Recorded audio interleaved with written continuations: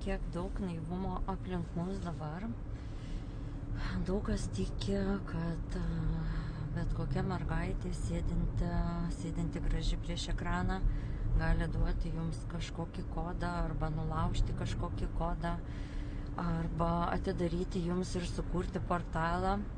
Tai tam, kad jūs ten susijungtumėt ar su savo kanalais, ar dar ten kažkokiu nušvistumėt, nežinau, kas ten kiekvienas ko norit, ar pereitumėt į kitą laiko juostą, kitą realybę.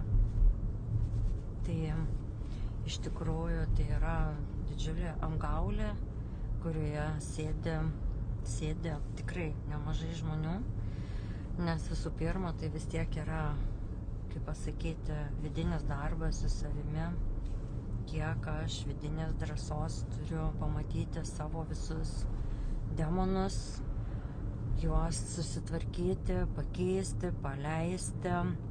O jeigu aš sėdžiu, tarkim, mane rūkau, geriu arba manipuliuoju aplinkui esančiais žmonėmis, ar dar užsiiminėju tam tikrais neypatingai gerais dalykais, kurie kenkia kitiems ir darau tai prieš jų valią, tai tikrai niekas negali su jokiu kodu atidaryti, atrakinti ar mūsų kažkur pervesti.